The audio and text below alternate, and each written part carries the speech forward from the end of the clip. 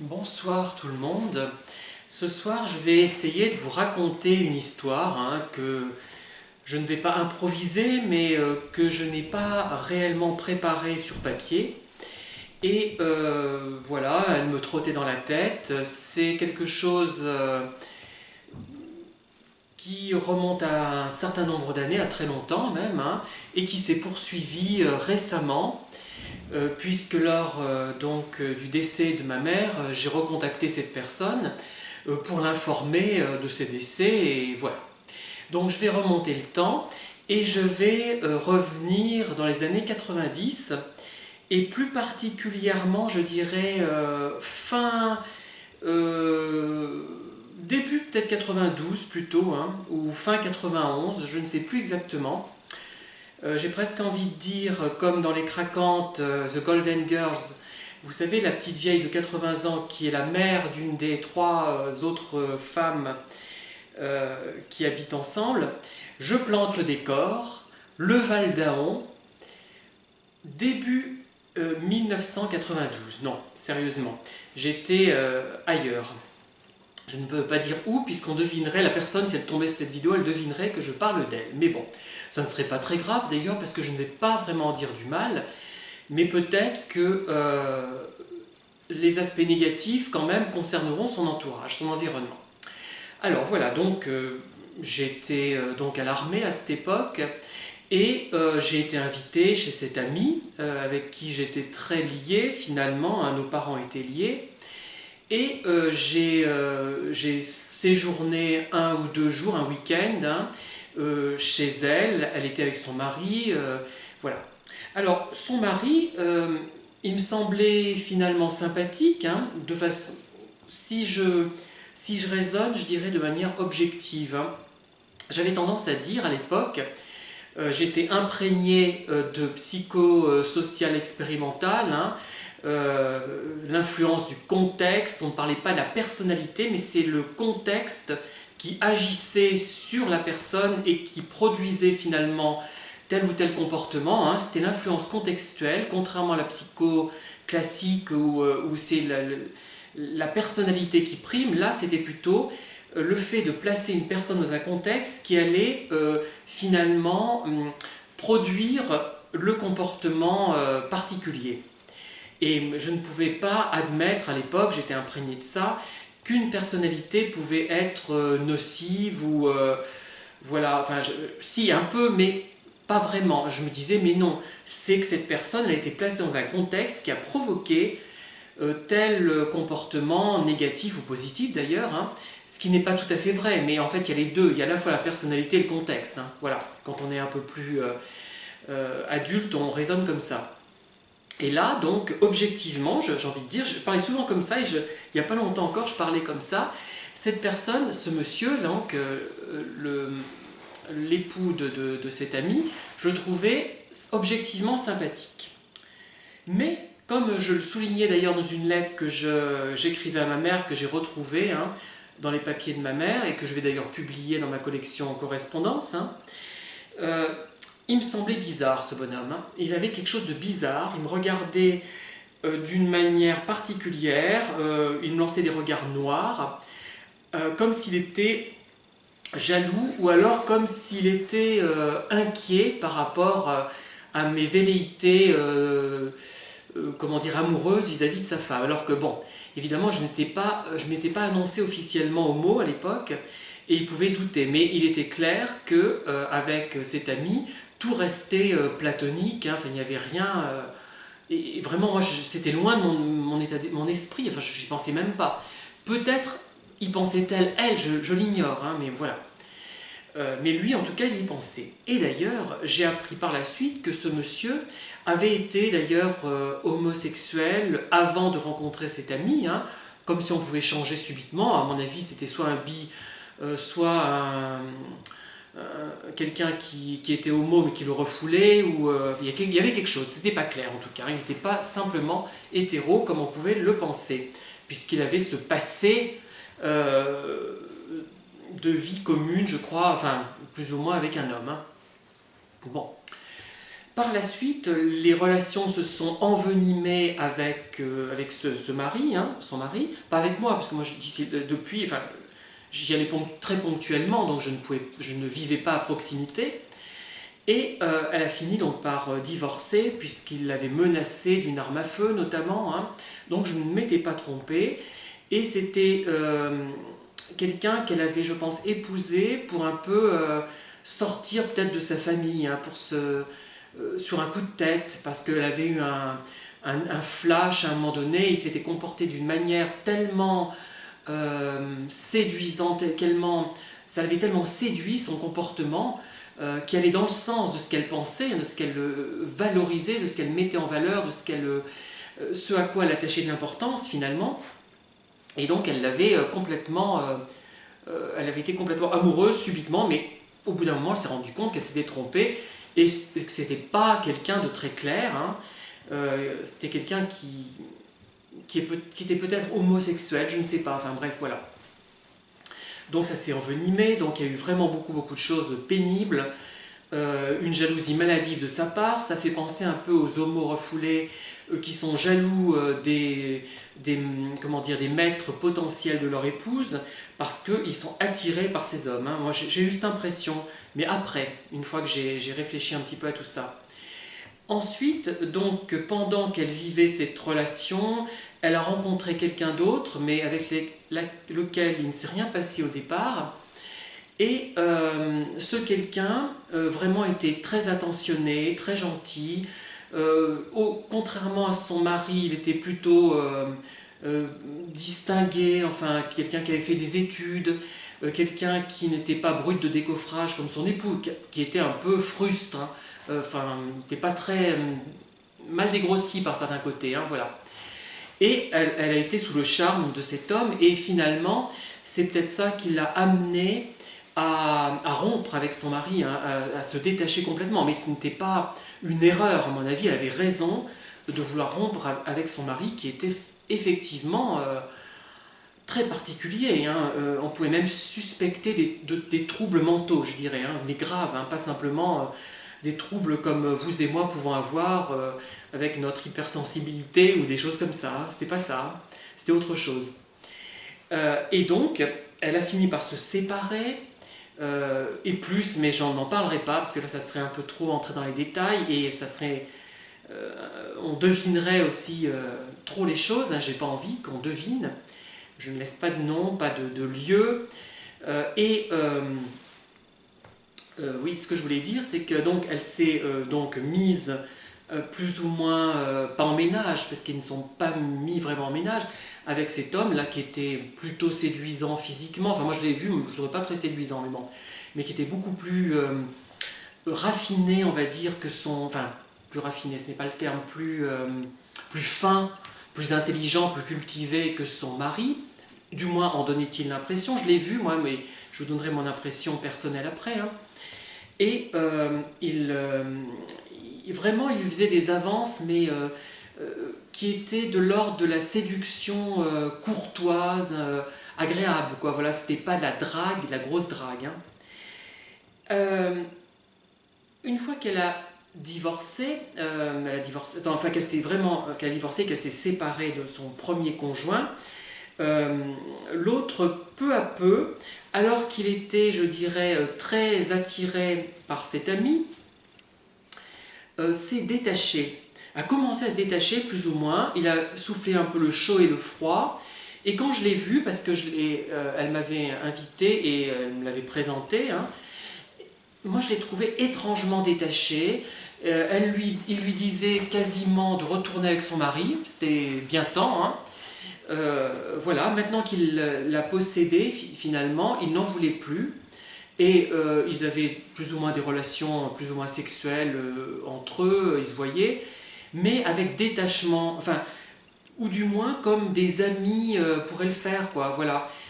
C'était plus un ami au sens strict du terme, enfin, au sens en amitié, il y a un engagement, il y a quelque chose de fort, mais il n'y a pas le côté très soudé qu'on peut trouver dans une relation de couple finalement, hein, c'est pas tout à fait pareil. même si c'est parfois proche finalement. Et là, il y avait cette impression même pas un ami, je dirais un ami avec un petit A, puisqu'il était un peu détaché, il l'a poussé, mais devant moi, hein, il l'a poussé au sens figuré évidemment, vers son ancien mari pour qu'elle retourne avec lui, alors qu'il avait tout fait finalement, non, enfin pour la faire venir dans son lit et lui faire rompre la relation. Mais en même temps, elle a bien fait de rompre cette relation, donc ce n'est pas vraiment une perte. Voilà, donc elle a cru, il y a eu un malentendu, elle a cru, je pense, hein, voilà, elle l'a présenté comme ça, je pense, qu'il était très amoureux. En fait, au bout d'un moment, ce qui se passait, c'est que il la voyait, mais en lui assurant les visites au compte-gouttes, finalement, ça la frustrait, elle était insatisfaite, ça ne lui suffisait pas. Elle avait des enfants, donc, et elle se détachait un peu de ses enfants pour aller s'occuper de cet homme. Elle était dépendante, en fait, en quelque sorte.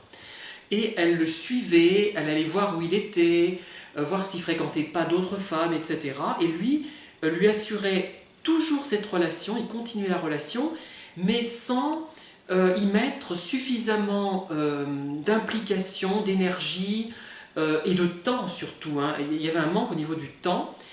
Et il l'incitait d'ailleurs à mentir sur des diplômes qu'elle pouvait avoir auprès de ses enfants. Il fallait mentir, si elle avait, je sais pas, je dis n'importe quoi, c'est un exemple, hein, si elle avait le niveau licence mais sans avoir réussi la licence, par exemple, il lui disait, mais il faut que tu dises que tu as la licence à tes enfants. Bref, moi je trouvais ça douteux, je ne comprenais pas, moi j'aurais jamais fait ça. À un moment donné, elle mettait dans son frigo des aliments sans les recouvrir d'un film protecteur. Il l'a critiqué, alors que chez lui, elle le remarquait, il y avait des choses qui moisissaient, voire qui pourrissaient dans son réfrigérateur. Voilà. Il faisait appel à elle pour certaines tâches. Il l'utilisait en quelque sorte, moi je trouvais, des tâches domestiques un petit peu. Et à un moment donné, il s'est amouraché d'une personne, d'une femme plus âgée que lui, je crois, un peu plus, ou plus âgée que mon ami, du moins, et beaucoup plus terne finalement, et qui était assez gravement malade, hein, je ne sais pas si elle est toujours vivante, et il l'a épousée. Et oui, il l'a épousée. Et donc mon ami était vraiment en état de choc. C'est là qu'en fait elle a quitté cette ville où il était. Elle était vraiment, je dirais presque au bord du suicide. Et encore j'oublie certainement plein de choses dramatiques, enfin, dont j'ai été témoin parce que j'ai écouté par téléphone, surtout à ce moment-là. Hein. Voilà. Bon, c'était vraiment... elle était très dépendante et elle avait tout fait pour qu'elle le soit. Et en fait, ce qui est curieux, c'est qu'à l'époque, moi, je ne comprenais pas le problème. Je n'arrivais pas à l'aider parce que je n'avais pas de notion par rapport à ça. Voilà, c'est après que que j'ai compris, peut-être 2 ans après, j'aurais pu lui apporter quelque chose sans doute. Mais là, j'étais vraiment novice. Et moi, je ne jurais que par la psycho-expérimentale, la psychosociale, et je dénigrais tout ce qui était... Enfin, je ne prenais pas au sérieux, ce n'était pas scientifique, des choses qui étaient de l'ordre de la psychanalyse. Hein. Voilà, j'ai toujours un peu un petit rejet quand même, hein, je dis franchement. Hein. Bon. Voilà, donc ça s'est terminé, ça a été très difficile, cette rupture. Hein. Elle a fini par partir, elle a changé de ville d'ailleurs. Et d'ailleurs, elle s'est remise avec quelqu'un qu'elle avait connu autrefois, qu'elle avait bien aimé. Et les choses sont reparties. Et moi, donc, j'ai continué à côtoyer cet ami. Voilà, j'ai connu le troisième conjoint. Enfin, le troisième conjoint. Et non, je dirais même, il y en avait eu un premier, un ami d'enfance dont elle était très amoureuse aussi, mais je ne l'ai pas vraiment connu, moi, cette relation. Elle m'en a juste parlé. Mais très longtemps avant, hein, c'est quand elle était toute jeune femme, avant de se marier évidemment, elle était très amoureuse de quelqu'un qui apparemment était certainement homosexuel, enfin refoulé, je pense, enfin ou quelque chose comme ça, et qui l'a induite en erreur. C'est-à-dire qu'elle a été très déçue en voyant aussi ça me revient à l'instant, j'avais oublié cette histoire, qui finalement, il avait épousé quelqu'un d'autre aussi, voilà. Et dans son comportement, il y avait une ambiguïté, c'est-à-dire qu'on avait l'impression, me disait-elle du moins, et je crois que c'est vrai, hein, je ne pense pas qu'elle mentait, qu'il était attiré par elle, mais en même temps, il a épousé quelqu'un d'autre. Donc voilà, on avait l'impression quand même que c'était pas clair. Mais ça, je n'ai pas connu, enfin je l'ai connu, le jeune homme en question, puisque dans mon enfance, je l'ai croisé une ou deux fois, hein, simplement, mais je n'ai pas vraiment jamais discuté avec lui. Voilà. Et donc voilà, donc j'en suis au troisième, mais il y avait un quatrième finalement, voilà. Et le dernier en date, avec lequel elle est toujours, la première fois que je l'ai vue, elle m'en a parlé, elle m'en a beaucoup parlé parce qu'il lui posait problème également. Hein. Il lui posait problème parce que il avait des jugements très secs, parce que son ex-mari revenait à la charge et il ne supportait pas que son ex-mari revienne à la charge, hein, ce troisième individu, troisième bis, parce qu'il y a le tout premier, mais adolescent, quand elle avait quand elle était toute jeune, bon, on va dire le troisième quand même, le troisième bis, peut-être, ou oui. Et, comment dire, à un moment donné, il lui a reproché que si elle se faisait insulter, il lui a dit que si elle se faisait insulter par son ex-mari, c'était parce qu'elle le méritait. Certainement, on ne se faisait pas insulter d'après elle, sans raison, de cette façon-là. Et moi, j'ai fait ce qu'il ne fallait pas faire. Je me suis indignée, je dis, mais tu te rends compte ce qu'il te raconte, ce qu'il te dit, mais c'est choquant. Et il n'y a pas que ça, il y a eu d'autres choses qui ne me reviennent plus à l'esprit malheureusement, et qui allaient dans le même sens. C'est-à-dire qu'il avait dit aussi que le problème que tu as avec ton ex-mari, il faut l'éliminer, ce problème. Il avait dit ça froidement. L'éliminer, on aurait dit un peu un psychopathe qui s'apprêtait à fomenter un crime, un assassinat, hein, plutôt, hein, si on utilise la terminologie exacte. Moi, ça m'avait fait froid dans le dos, et je dis, mais méfie-toi, ça va pas, hein, enfin, ce que tu... Et elle s'en plaignait tout le temps. Mais elle voulait sans doute que je la rassure, mais moi, je ne pouvais pas ne pas dire la vérité, je sentais que quelque chose n'allait pas. Et ce qui s'est passé, au bout d'un moment, c'est que j'ai arrêté d'en dire du mal, j'ai dit, bon, elle reste avec, bon, très bien. Et un jour, elle a voulu me présenter, donc, hein. Et on est allé chez elle, elle m'a invité chez elle, et il ne venait pas, le troisième, ou troisième bis, je ne sais pas comment on peut l'appeler, en question, le troisième ami en question, il ne venait pas. J'ai attendu à peu près 2 heures chez elle, et au moment de partir, je partais, j'étais sur le point de partir, donc il est arrivé. Donc, parce que je suis resté plus longtemps que prévu. Et elle n'a pas eu l'air tellement gênée d'ailleurs qu'ils ne viennent pas, elle était un peu étonnée, mais pas tellement gênée, comme si, je ne sais pas, c'était très curieux, comme si elle participait, elle cautionnait en quelque sorte tout ça, et qu'elle ne voulait pas voir la vérité, ou alors qu'elle était dans le même jeu que cette amie, que son ami, enfin que son amant plutôt, hein. Voilà. Et il était très sec, très froid quand il m'a vu, je me rendais compte qu'il ne me supportait pas. Et au bout d'un moment, ce qui s'est passé, c'est qu'elle m'a dit, ben, il se plaint de toi parce que parce que à ce moment-là, effectivement, j'étais moi aussi. Alors là, ça coïncidait, si, avec la rencontre avec un pervers narcissique, hein, assez virulent. Hein.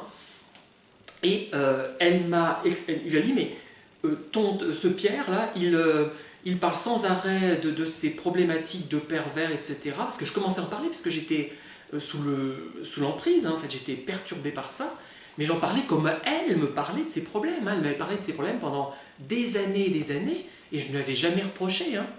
Moi, enfin, sauf une fois où ça m'avait agacé, elle avait appelé, et j'étais vraiment pas bien. Mais une seule fois, en l'espace de nombreuses années, hein, franchement. Hein, voilà, parce que moi j'aimais bien écouter ce que me racontaient les gens. Je n'étais pas dans le... Pas pour ricaner, hein, pas pour colporter des ragots, même si j'aime par ailleurs colporter des ragots, hein, ça c'est un autre problème, mais pas dans ce cas-là.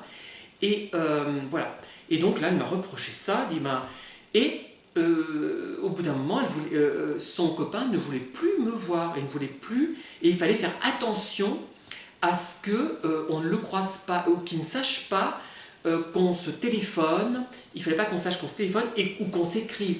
Voilà, parce qu'on s'est écrit des lettres à un moment donné, voilà, il ne fallait pas que ça se sache. Non pas parce qu'il suspectait quelque chose, mais déjà il était assez homophobe, hein, je dis franchement, il était d'un milieu d'extrême droite royaliste, je suppose, hein, quelque chose comme ça. Il était plutôt homophobe dans ses discours, moi ça m'avait choqué. Bon, bref, il ne fallait plus se côtoyer, donc j'ai fini par rompre. Et voyant que finalement, parce que de nouveau j'en ai dit du mal, je lui ai dit mais il exagère quand même. Tu te rends compte, il te contraint à faire certaines choses, il t'isole finalement du reste du monde. Moi je trouve qu'il l'isolait, cette femme, il l'isolait. Bon, quand on est amoureux ou en couple au début, on vit un peu en autarcie, hein, ça peut arriver aussi, hein, donc il faut se méfier. C'est pas forcément quelque chose de malsain, parce qu'on ça va. Et donc, elle a plus besoin de moi finalement. Il l'a isolée de moi, il l'a coupée de moi, et je n'ai plus de nouvelles. Donc, pendant longtemps, après, je l'ai rappelé une fois. Elle m'a rappelé dans une circonstance que je n'évoquerai pas, et donc par le biais de ma sœur d'ailleurs. Hein.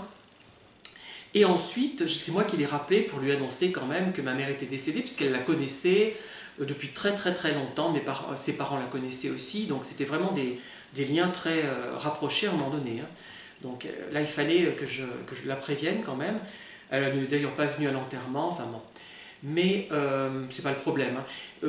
Et là, elle m'a précisé à la fin de l'entretien, de mon coup de téléphone, et moi j'ai rien dit parce que j'étais détachée à ce moment-là. C'était 5-6 ans après la rupture, peut-être même plus, et elle m'a dit mais tu as tellement rompu longtemps, enfin tu t'es tellement peu manifesté pendant plusieurs années que moi je ne veux pas reprendre une relation intense comme autrefois. On peut se parler de temps en temps comme aujourd'hui, autrement dit une fois tous les 3 mois et encore voilà, mais elle ne voulait plus, on voyait que c'était fini. Alors que ça venait pas de moi la rupture, ça venait pas de moi. C'est elle qui n'avait plus voulu et qui avait, du fait de la relation qu'elle avait avec son troisième conjoint, ou quatrième, je ne sais pas comment on peut compter,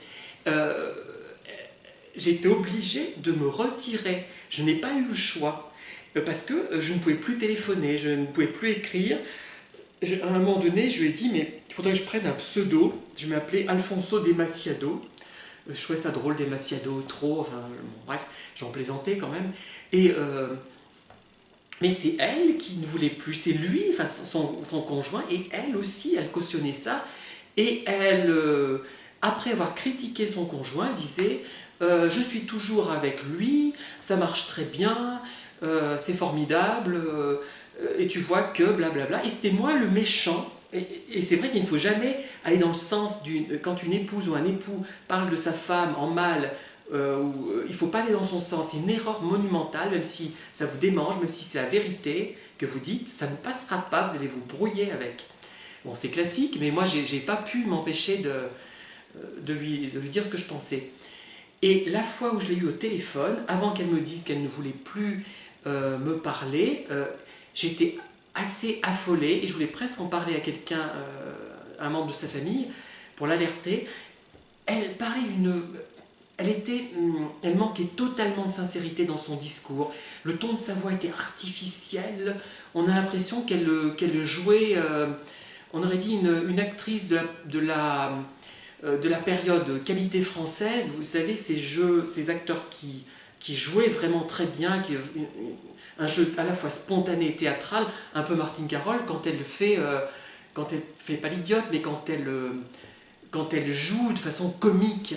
Et là, c'était involontairement comique. C'était terrible parce qu'on voyait qu'elle était complètement malheureuse, sous emprise, peut-être, je sais pas, ça c'est pas sûr, hein, je ne peux pas le dire, mais qu'elle était, comment dire, c'est difficile à expliquer,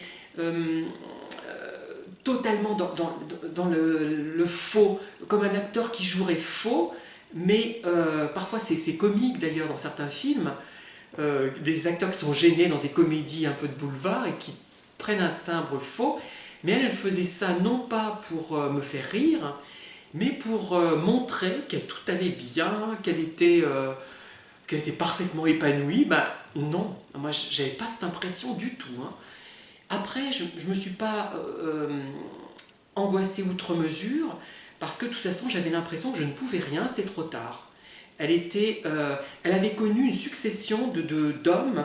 Le premier, pendant son enfance, c'était un garçon assez joli physiquement d'ailleurs, hein, quand il était gamin, je crois qu'il avait un brun, très brun, aux yeux très bleus, d'ailleurs probablement homo, qui a épousé une autre femme. Le premier, c'était un beau garçon aussi, hein, le premier, son époux, là, du moins quand il était jeune. Après il est un peu... Bon. Après le troisième... oui, certainement, devait plaire énormément aux femmes. Il plaisait d'ailleurs énormément, parce qu'il draguait toutes les femmes. Elle ne se rendait pas compte, mais elle s'est rendue compte après, si, bien sûr. Et le quatrième, bon là, c'était un peu autre chose. Là, il était plutôt assez effrayant, avec, ça va vous faire rire, une masse de cheveux impressionnante. Enfin, c'était drôle de tête, quoi. Il était un peu effrayant, il faisait un peu psychopathe, je dirais. Hein. Bon. Non, mais là, je plaisante un peu. Vous voyez, donc il y a eu une succession, au moins 4, voire plus certainement. Ah si, il y en a un autre qui l'avait traité de serpillière. Voilà, c'était un autre encore qui l'a dragué. Enfin bref, mais celui-là, ça a été très... Il n'y a pas eu de relation avec... c'était juste amical entre elle et lui, donc il n'y a pas eu ce problème. Hein. Mais, vous voyez, il y a une succession de 4 hommes, au moins, qui ont été importants dans sa vie et qui l'ont fait tourner en bourrique et ont transformé son comportement, créé une situation de dépendance, de peur, d'incertitude, de peur, de dépendance négative, dépendance positive, puisque avec le dernier ça marche quand même d'une certaine manière, mais c'est un peu... sa chose précieuse finalement, mais j'ai l'impression, enfin je vois ça de l'extérieur, hein, mais quand même un objet, à mon avis. Hein, voilà ce que je voulais raconter. C'est anecdotique, mais ça m'est revenu, et je ne pensais pas être amenée à en parler même, hein, parce que ça m'était pas sorti de l'esprit, je dirais pas ça, mais je me disais, mais non, faut pas que tu vois des pervers partout, hein, des manipulateurs partout, des gens louche partout, donc j'avais préféré ne pas en parler et oublier un petit peu ça, et je me rends compte que cette thématique, je parle même pas des pervers, c'est même pas ça, ces gens manipulateurs, je dirais plutôt, ça serait plus vrai, ça revient tout le temps dans ma vie, tout le temps, soit que j'en rencontre, hein, et j'aurai d'ailleurs un autre exemple à vous donner, qui est un peu plus délicat, là, hein, faudra que je fasse attention quand je raconterai ça, et je me suis rendu compte que ma vie avait été jalonnée de ce genre de personnes du fait de mes propres connaissances de moi, enfin, et des gens que je connais, des gens qui sont un peu comme moi, et qui font des rencontres, je dirais, non pas similaires, mais comparables à moi. Voilà une anecdote, je reviendrai peut-être dessus, s'il y a des choses intéressantes qui me reviennent. Voilà, je voulais vous partager cela, c'est plus...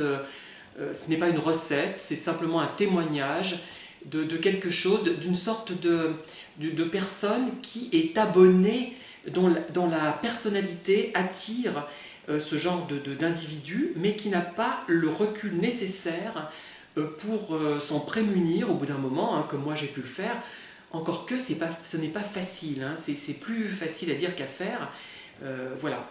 Puisqu'il y en a eu, dans son cas, différents types. C'est pas exactement le même à chaque fois. Hein. Voilà, merci en tout cas de m'avoir écouté. Et je vous dis à très bientôt pour de nouvelles vidéos.